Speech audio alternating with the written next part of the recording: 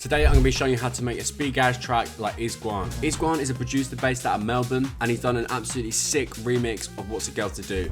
Here's my remake and what you'll have made by the end of this video.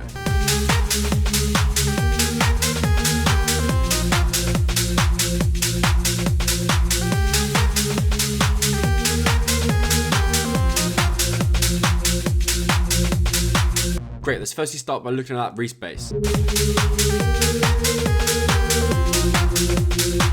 This respace is made of two layers. So we've got this organ res and then this sort of subby res below it. Let's firstly start with the organ res. So all the sounds used in this remake, including the lead, are from my Speed Garage Volume 4 Serum Preset Pack. You can get this from the link in the description. This pack is everything you need if you want to be making Speed Garage like Interplanetary Criminal, Silver Bumper, Soul Mash Transit System, and many, many more. The link for that pack's in the description.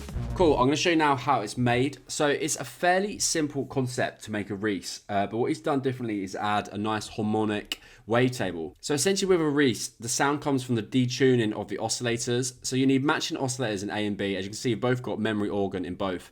One of them is pitched down by -23 and the other is pitched up +23. This causes them to play against each other. If you were to get rid of this fine tuning, put it to 0,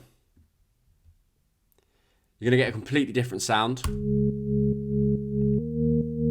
Which is cool in itself, but it's not quite what we're looking for. So if you detune them, anywhere between sort of 15 and 30 is going to sound good.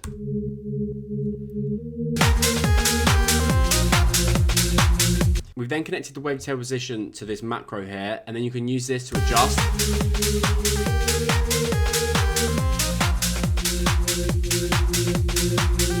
As you can hear, adjusting that, you're going to completely like sculpt the sound, so it's going to be sort of original and unique to your own track.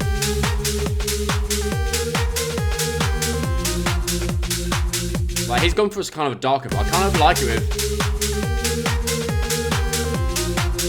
with it more sort of harmonic, to be honest. But yeah, cool. So we've got S, A, and B going through this filter without it. If we then come over to the effects, we have this kickstart. So this is just pumping it a little bit so the kick can punch through. If I exaggerate that, if I get rid of that, the kick, if I get rid of the kick, kind of going to clash. This helps the kick sort of punch through the mix. We then just got this EQ taking out anything below 120 Hertz.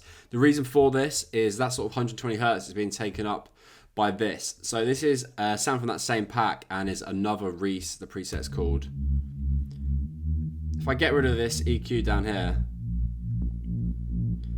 it's like a thick sort of respace. It's the same concept as the one we've just done. So as you can see, we've got two saw waves, but they're detuned -32 and +32.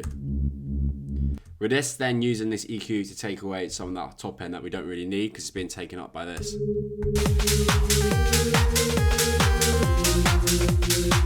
Cool, so that is the bass. Let's just quickly have a look at the notes. So we're just going from C sharp, D sharp to A sharp. Nice and simple. Great, now we've got the bass, let's have a look at the lead.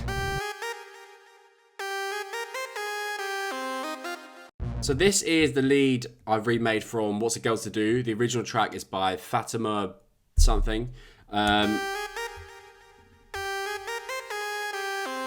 It's just like such an iconic lead. Absolutely love it. Yeah, it's been coming up a lot recently because Kiki did What's a Girl to Do version as well, and I did a Speed Garage version, and yeah, it's just a fucking good lead. Yeah, so this lead is from that same Speed Garage 4 pack. It's quite a simple sound, to be fair. We've just got this analog BS2 Filthy, +1 an octave, and then we've took the wavetable position to 47. We then bashed on loads of effects. So if I take these all off, it's going to sound a bit weird and dry. Sort of stops a bit too soon, right? So we've got this reverb hall decay at 4.4 seconds. Already, you've basically fixed the sound. Got a bit of ping pong delay on 8th and 16th note in the left. Then just a bit of an EQ, taking out the low end. But again, you can't really hear it. But if you don't need that low end, then you might as well get rid of it. Just gives you a cleaner mix at the end of the day. Cool, but yeah, real iconic lead sound. Never get sick of that sound.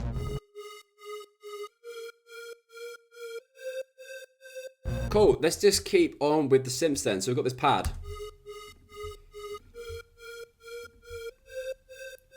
So this is basically just a square wave, lots of unison, a saw wave, nice bit of unison as well, and dimension, making it wider.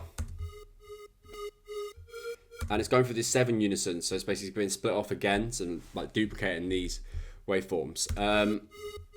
Topped off with a bit of reverb.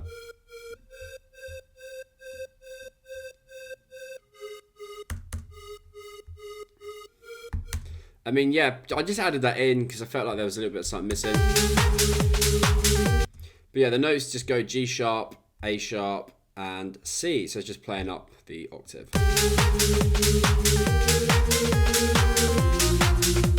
You can get rid of it. He had kind of like vocal atmosphere in there, but yeah, I didn't have the vocals, so I just used this pad to sort of fill out that mid-range.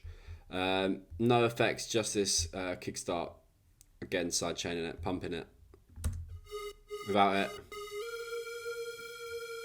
It's kind of like replicating a string. You could definitely get a string in here as well, obviously a bit higher up. Great, now let's have a look at the drums.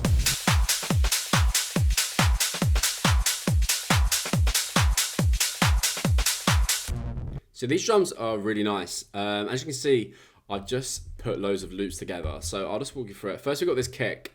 Wanted a really fat kind of squarey kick, I suppose, or like boxy, with a nice bit of high end.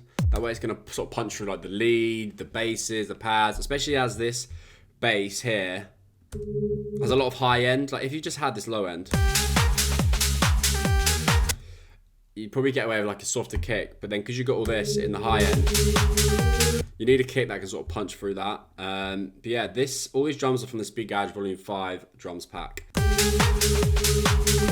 But yeah, this top then, just a Speed Garage top. Speed Garage tops, I've got a video on it, how to make Speed Garage drums, but it's essentially, you're just putting loads and loads of layers together, adding some swing and like some offbeat hats. But yeah, check out, I've got a video here called how to make Speed Garage drums. I've got a few on my channel to be fair. But yeah, top loop, another top loop, obviously with the kick, and then another top loop, which kind of isn't really necessary. But then I kind of like the snare in this, or the clap, should I say. So I was like, fuck it, I'll just add it all in. Then to sort of bring even more energy, I've got this ride. So a ride just is so good for adding energy and that pumping, like, oh, it's just dropped feeling. So yeah, a ride, pretty simple. You just make, obviously, the first bit, then you drag the first one down, and then you make the second part like this, and then you just leave that up, so it's going up, down in velocity at the bottom. This just means it's going to be quieter and louder, basically. Then again, another side chain. You could even add a bit of reverb to this. Maybe soften it a bit, but I think it works without, so why not just leave it. Then, of course, for the drop, we've got this downer. Just a sort of pumping downer, really. I've got, again, kickstart on every bloody channel. When you're making Speed Garage, you want everything kind of side chain to the kick. That's why I use kickstart, because if you do this, for example, you put it on audio mode, you can select the kick, and you're going to see the length of the kick, so you can sort of sculpt it to the exact length of the kick, so you're not missing out on like any sort of rhythm, if that makes sense. Like, you can get it so it's pumping exactly when the kick ends. So yeah, it's more accurate. Cool. Thank you very much for watching, guys. I hope you enjoyed that video. Bit of a short one. I'll see you next week for another banger. Cheers.